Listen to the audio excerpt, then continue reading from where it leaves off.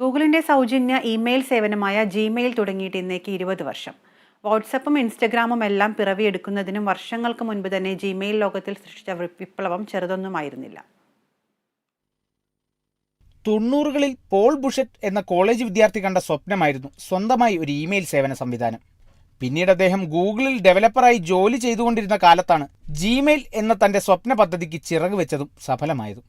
പൂർണ്ണ പിന്തുണയുമായി Google സ്ഥാപകരായ Larry പേജും സെർജി ബ്രയനും ഒപ്പമുണ്ടായിരുന്നു. എന്നാൽ ജിമെയിലിന്റെ ഔദ്യോഗിക പ്രഖ്യാപനത്തിന് പിന്നിൽ രസകരമായ ഒരു കഥ തന്നെയുണ്ട്. എല്ലാ വർഷവും വിഡ്ഢിദിനമായ ഏപ്രിൽ 1 എന്തെങ്കിലും തരത്തിൽ ആളുകളെ പറ്റിക്കുന്ന രീതിയിൽ പരസ്യങ്ങൾ ഇടുക എന്നത് ലാറി പേജിന്റെയും സെർജി ബ്രയന്റെയും വിനോദമായിരുന്നു. ഇതുകൊണ്ട് തന്നെ 2004 ഏപ്രിൽ 1 ജിമെയിൽ സേവനം ആരംഭിച്ചപ്പോഴും ആളുകൾ ആദ്യം വിശ്വസിച്ചില്ല. 1 GB ആയിരുന്നു അന്ന് ജിമെയിൽ വാഗ്ദാനം ചെയ്ത സംഭരണശേഷി.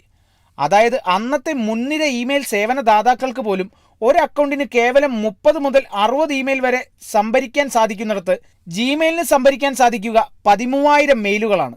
അതിനാൽ തന്നെ വളരെ പെട്ടെന്ന് ജിമെയിലിനെ ജനങ്ങൾ ഏറ്റെടുത്തു. നിലവിൽ 1.8 ബില്യണിലേറെ സജീവ അക്കൗണ്ടുകളുള്ള ജിമെയിലിന്റെ ഇന്നത്തെ സംഭരണശേഷി 15 GB ആണ്. പുതിയ ടെക്നോളജികൾ നമ്മൾക്ക് മുൻപിൽ അവതരിപ്പിക്കപ്പെട്ടുവെങ്കിലും ഗൗരവമേറിയ ആശയവിനിമയങ്ങൾക്ക് ഇപ്പോഴും ജിമെയിൽ തന്നെ ഏകാശ്രയം. News desk, Kerala vision news.